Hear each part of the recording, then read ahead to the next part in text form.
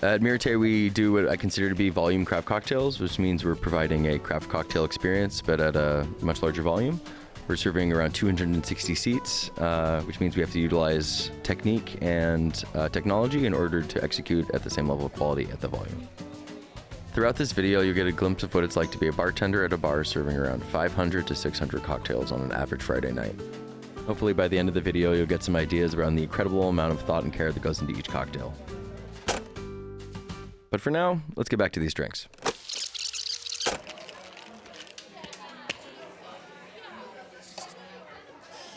So I'm making 2 rounds of cocktails. 2 of them are going to be served on the rocks and 2 of them are served up. Looks like I'm making the Yaki. Then it looks like I'm making 2 of our house margaritas, which is a Tommy's margarita, but we don't use agave syrup. We use what's called no agave, which is our house-made, more sustainable version of the agave nectar, which is not processed. I'm at the 3rd well, so there's like 3 wells back there. One's the service well, which provides the most for the actual restaurant. And then I'm working at the one where I'm shaking up some drinks for some actual guests that are sitting in front of me, which is always the most fun.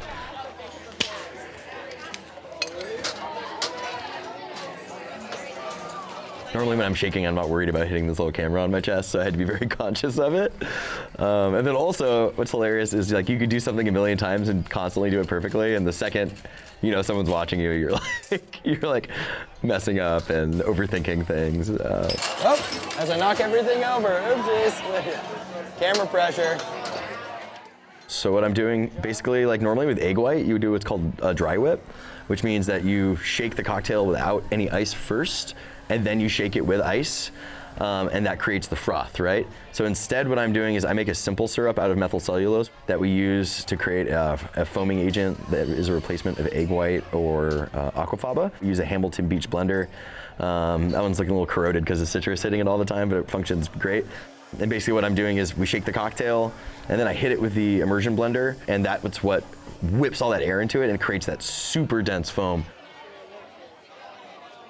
Essentially, when you're building cocktails that are served on the rocks are designed to be sustained at a cold temperature because they'll continue to chill and dilute, whereas an up cocktail is served at the ideal quality and temperature from the moment you set it down. If you're having a cocktail that's going to continue to evolve, you'll want that to be timed out, so when you're serving it with an up cocktail, they're served at the exact same time. That way they're both at peak quality when they're dropped down, because they are going to continue to develop in opposite directions. And then a little fennel pollen on top is what you're seeing here. All right, Zero, this is for these folks here? These guys? Okay, perfect. We have 2 Yakis. Those are the Yakis, those are the sours. And then these are the mezcal margaritas right here.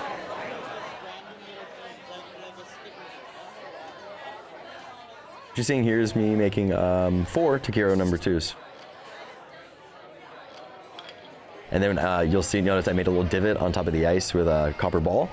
We fill that full of a cilantro avocado oil for aromatic. And that also, if you slosh into the drink, is super tasty. A lot of prep goes into all of our cocktails, but the Taquero number 2 is no exception to that. Actually, I'll just show you how my team prepped it yesterday. So what we start with is we take our house mezcal. We take conchinita pibil fat at about a 1-to-5 ratio with the alcohol. And we take the old tostadas, we break them up and put it in there. We sous vide it at 135 degrees for 1 hour, agitating it every 15 minutes. And this is just to make sure that the fat remains liquidated at all times and consistent, and also releases the flavor of the tostada. After about an hour of that, we remove the alcohol, which is mixed with the fat and the tostadas, and we put it into the freezer so the fat gets frozen back out. And then we combine that with Oaxacan pineapple brandy and Amaltepec, which is the Pastilla Mije liqueur, and that becomes our liquor batch. So that's all the liquor components pre-batched together and pre-infused with the meat and the tostada. Whenever you're building a cocktail, you want to put in the least expensive ingredients first, which means you put in things like juice and then you put in alcohol last, because if you mess up the juice and you have to toss it, that's a lot cheaper than if you're tossing the alcohol. We did a test when we opened, which is a temperature check. Basically what we did is we shook cocktails with our ice, and we measured how we could get the lowest temperature with the ideal dilution. So adding the perfect amount of water and getting it as cold as possible. And we found that mixing with 4 cubes or shaking with 4 cubes gets the coldest temperature we can possibly get with the ideal dilution. So I'm mixing 2 in each, which means I'm going to be using 6, which is the ideal for 2 in a tin. So everything I'm doing is incredibly deliberate. Most 50 Best bars that you come into are not 2.5 floors. They don't have 260 seats. So our challenge is to make cocktails of this quality and caliber, but make them consistent and pump out a ton of them. Not every cocktail has to be for everybody. I just need to have a cocktail for everybody. So it's like, I want someone to come in and go, oh my God, there's pork in that drink. That is insane. And I want them to talk about it, you know? And even if they don't get it and they're like, I'm a vegetarian, I went to Mírate, it was crazy. They had a pork cocktail in it that I can't have, but I'm gonna tell my friend about it because that's freaking nuts. Our name, we had 4 taquitos. Yeah, you're welcome. Hi, how's it going, everybody? Thanks, everybody. Have a great night. Or enjoy your meal, one of the two. I'm sure No, they wanted to come down here, but we're full. Oh, bummer. Okay. And then started getting pretty busy out of nowhere. What's funny about being a bar director is I get to do bar stuff a lot, but like when the ship is running smooth, like I've been in the restaurant industry for a long time, and if I see a dirty glass on the table, I'm gonna clean it. I'm not above any role in that restaurant. After that, it was staying busy, making sure everyone's doing good, making sure that the tables are full of drinks and not empty glasses, making sure everyone's taking their breaks, making some banging cocktails, having some fun, you know? On any given night, things can get a little wacky. You have people coming in already having a good time. You have people that come in looking to have a good time. You might see the executive chef prepping a goat for an event. You see the whole goat? I mean, really anything could happen. And my team, they're here because they love what we do. If I take care of them, they take care of me. And we have an amazing shift, which means we can take care of people. Hey, get back to work. I'm trying here. So here I am prepping the glass of our in-house canned cocktail, the Tu Compa. The Tu Compa, even though it might appear simple in its serving, is actually the most labor-intensive cocktail. A lot goes into it, and the canning is made so it's perfect every time. Tu Compa, this is our Paloma variation here. Super, super tasty. Salted grapefruit cordial, a little bit of high proof tequila, pulque, Mexican sake, a bitter pomegranate. Is this like a new brand or? These are canned cocktails that we make here in-house, actually. Really quickly, let's go back to a day before when we were prepping this drink.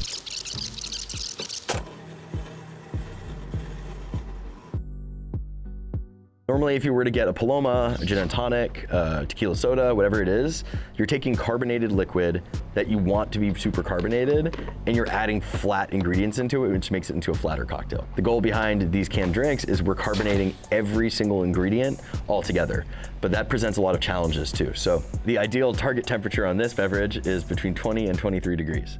So the tricky thing here is that fridges don't get down that cold and freezers don't get that warm. So you need a fridge that doesn't exist.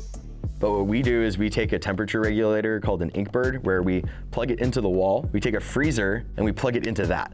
And then also, you can't carbonate anything with material in it. So first we start with grapefruit juice. If you ever leave like watermelon juice out, you'll notice that it naturally separates. Lime juice doesn't do that. So we need to make it separate. We treat it using 3 natural clarification components. So those components do that. We spin it in a food-grade centrifuge. Now we're left with completely clear grapefruit juice in this case. We also make the pulque paint for the rim of the glass here in-house. This one we don't use fresh pulque, we use a bottled pulque. That way it won't develop. We want the flavor, and we're gonna create the texture anyway, so we want it to be stable. So what she's doing now is she's taking titanium dioxide, which is gonna dye it white, and then she's gonna add the pulque. She's gonna take Ultratex, which is the tapioca based derivative, and she's gonna blend it using the immersion blender to make it into our salt rim. An alcoholic salt rim, I might add, so 7% alcohol. I don't want you to have to know what goes into this to be amazing, but we're gonna make you an incredible product. We're an award-winning bar, and if we're gonna do it right, which means if you're getting a carbonated beverage, we're gonna carbonate it the most we could possibly carbonate it, and this is how we do that. Can I get this out of your way? Yes, please. Of course. Would you like to throw another cocktail or anything? You already did? What'd you get? The coconut. Coconut marg? I put that on the cocktail menu. Is Oh it? my God, your ghost beer. Oh yeah. Good to care I am of. Max. Alex, good to meet you. Yeah, nice to meet you. No, you're There's fine. this really lovely couple. I like ran out some of their drinks, and the guy, I guess, is a at-home cocktail Are you nerd. in the industry? No, I'm just like a geek. Yeah, same. They were saying that they've been fans. It was really cool because it was like a very natural interaction. Like it almost felt like a plant. Idea is like it's This going. is the best night of his life right now. Oh, there you go. Oh, yeah. I'll pour you a taste. And you know, it's like when people come in and they're like that, it's like, dude, I want to show them so much attention and reward for being into what we're doing. And he was engaging with me. He was asking lots of questions. I had noticed that they were having our like short rib dish, which comes out with bone marrow on the side. You guys got this done. We're R&Ding like a luge that we put on the menu. If you guys want to try it, want to try it? It's really good. Okay, cool. Pizza luge.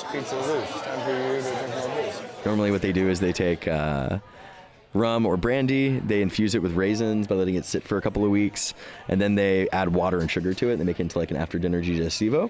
I do one where I use a technique called a Justino, where we're basically rapid infusing these house private barrel rums with raisin in the centrifuge.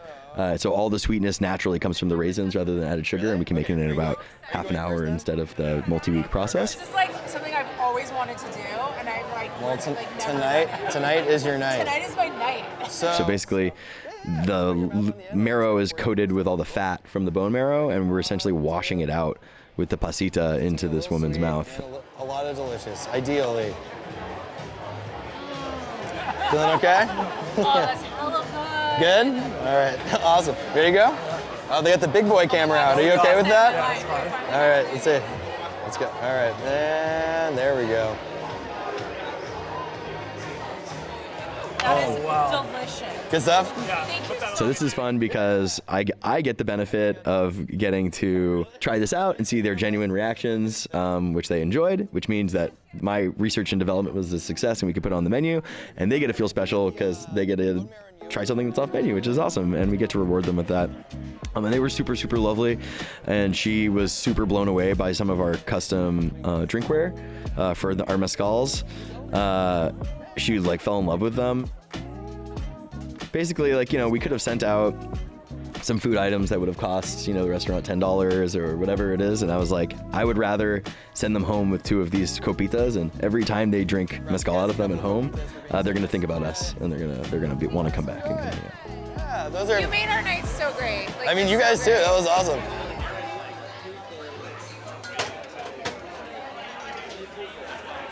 I know I had the camera on me, but there's a lot of great bartenders here at Mírate. So I wanted to show you guys one of my bartenders, Adam. He's working upstairs at the up bar, and he's making the huevo. First, he's chilling the glass, and he's rimming it with our sea bean salt. We chill all of our glasses with liquid nitrogen because it makes it so the part that the drink touches is colder than a freezer could possibly get it, but the handle where you would be putting your hand is at room temp, and that would never happen out of a freezer. Then he's building it reverse order of cheapest ingredients to most expensive. So first he put in the lime juice, then he put in our aguachile syrup, and now he's adding in a pre-batch mixture of our avocado fat-washed high-proof tequila and Mayan coconut liqueur. He's gonna be adding about 4 to 5 cubes in there, perfect. Shaking it up.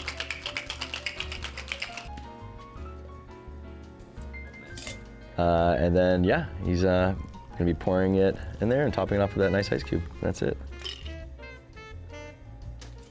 And then, of course, a blood sorrel garnish on top, which is indicative of our chef's garnishing of his aguachile.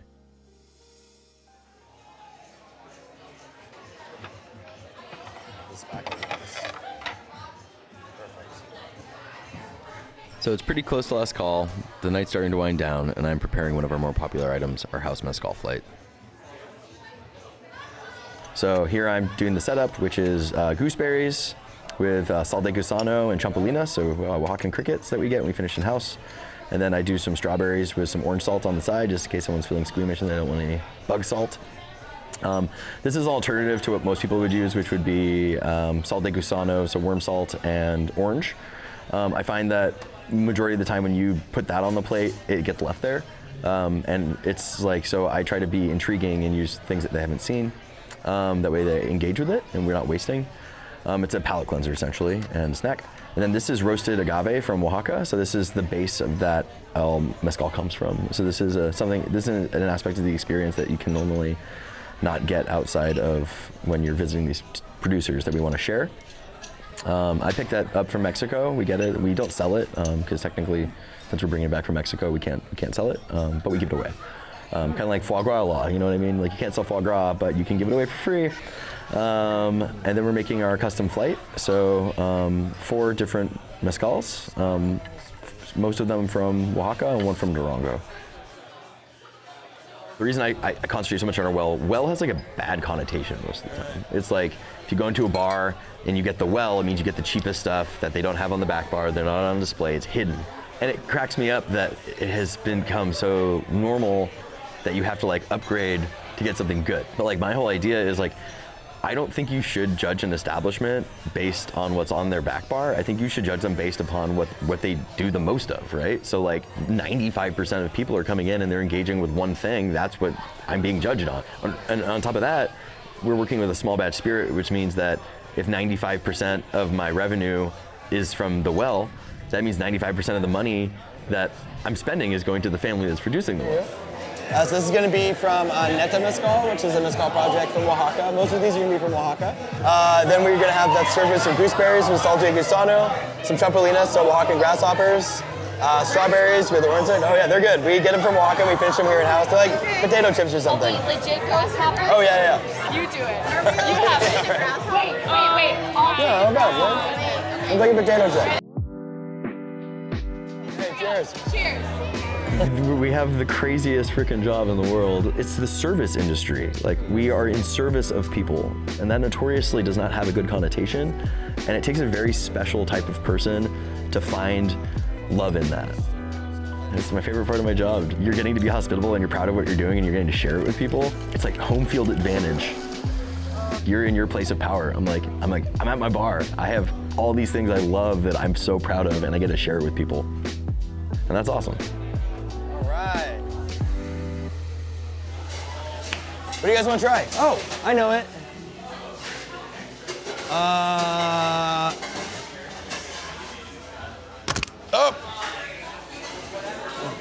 Chingon? Is it okay? Salud. Good shit, guys.